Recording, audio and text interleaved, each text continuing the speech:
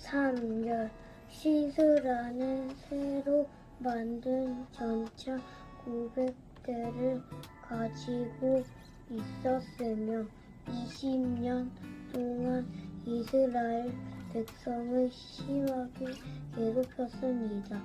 그래서 이스라엘 백성은 여호와께 도와달라고 부르짖었습니다. 4절 그때에 랍비도의 아내인 예언자 데보라가 이스라엘의 사사가 되었습니다.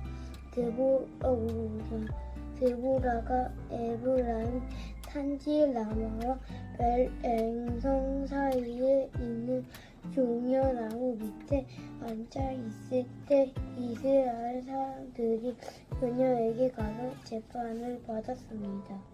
하이, 사랑하는 친구들, 예수님 안에서 우리 친구들 한 주간 잘 보내고 있나요? 날씨가 부쩍 추워졌어요. 우리 친구들 건강 상하지 않도록 조심하기를 바라고요. 오늘의 5분 묵상 함께 시작해 보도록 하겠습니다. 우리는 이제 새롭게 사사기의 말씀을 시작하게 되었어요. 우리 친구들 지난 시간에 혹시 사사기에 반복되는 법칙 4가지가 있었는데 기억하고 있나요? 그렇죠. 우리 친구들 잊어버리지 않고 기억하고 있을 거라고 생각을 해요. 우리 친구들 사사기에서 오늘 시작되는 첫 번째 이야기 바로 어떤 것이냐면 이스라엘 백성들이 사사기에 반복되는 법칙 첫 번째, 또 범죄하는 일이 발생하게 됩니다. 하나님은 하나님의 사람들이, 하나님의 백성들이 하나님의 말씀대로 살기를 원했지만 이 이스라엘 백성들이 또 하나님을 잃어버리고 하나님을 찾지 않고 오히려 우상을 만들어 섬기고 하나님 말씀에 불순종하는 일들이 또 발생하게 되어져요.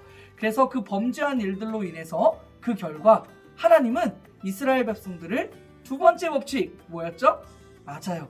징계, 벌을 내리시기로 결정을 하게 되어지십니다. 하나님은 무엇보다 절대 이거 하나만큼은 인정하시지 않으시는 절대적인 한 가지가 있어요. 그게 바로 무엇이냐면 죄라고 하는 것인데 하나님은 죄에 대해서는 반드시 꼭 해결하기를 원하십니다. 하나님의 말씀대로 살기를 싫어하고 우상을 섬기고 하나님의 말씀보다 가나안 땅의 문화를 더 즐거워하였던 이스라엘 백성들.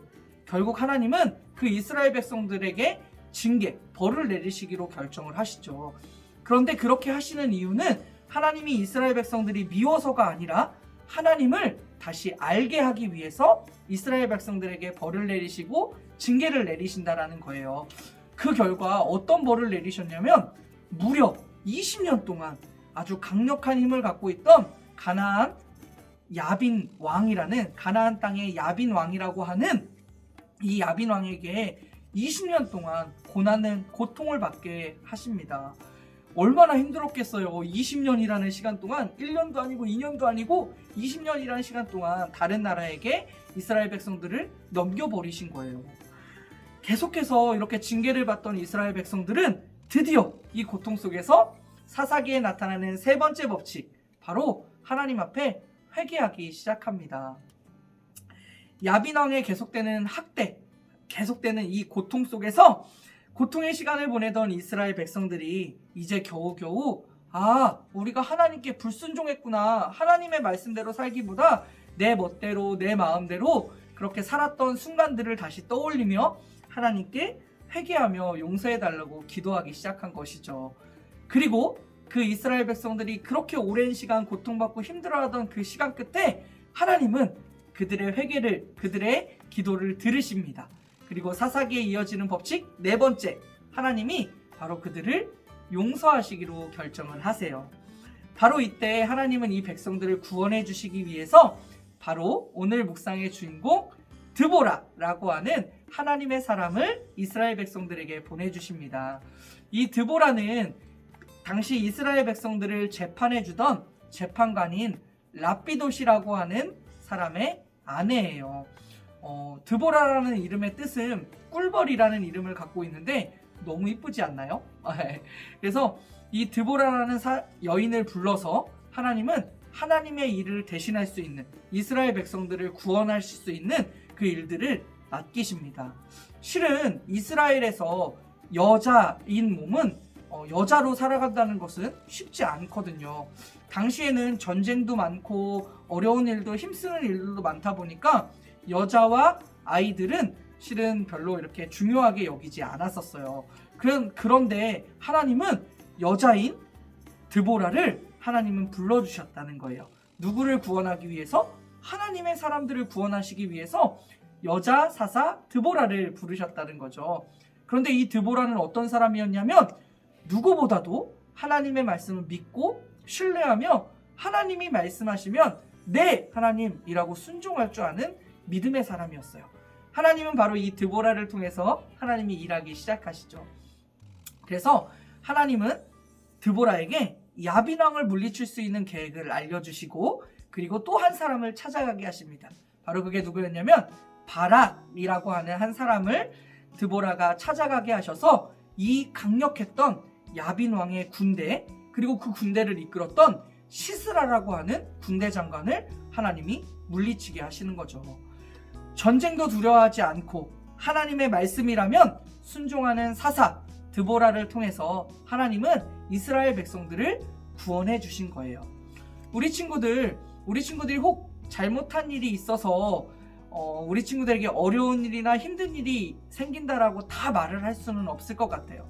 그러나 우리 친구들에게 힘들고 어려운 일이 생겼을 때 우리가 한 번은 생각해 볼 수 있을 것 같아요. 혹시 우리가 하나님 앞에 범죄, 하나님의 말씀대로 하기보다 내 마음대로 내 욕심대로 한 일이 있지는 않은지 한번 돌아보며 회개하는 모습 속에서 하나님이 하나님의 말씀에 순종하였던 드보라, 사사 드보라를 쓰셨던 것처럼 우리 친구들도 쓰임받을 수 있는 친구들이 되었으면 좋겠습니다. 오늘 말씀을 기억하면서 우리가 잠깐 기도하기를 원하는데요. 한 주간 하나님의 말씀보다 우리 친구들 하고 싶은 대로 하나님의 말씀에 순종하기보다 내가 하고 싶은 대로 한 일들이 있다면 이 시간 잠깐 회개하는 시간이 있었으면 좋겠고요. 그리고 그 회개한 말씀들을 가지고 다시 한번 하나님께 기도하셨으면 좋겠어요. 우리 친구들 하나님이 부르실 때 언제든지 이 드보라처럼 쓰임받을 수 있는 하나님의 믿음의 사람이 되게 지혜와 용기와 순종할 수 있는 믿음을 허락해 주세요 라고 하면서 우리 친구들 기도하며 우리 주일날 다시 같이 만나기를 바랍니다. 꼭 기도하기를 바래요. 그럼 우리 오른손 들고 함께 인사해 볼게요. 말랑말랑 안녕.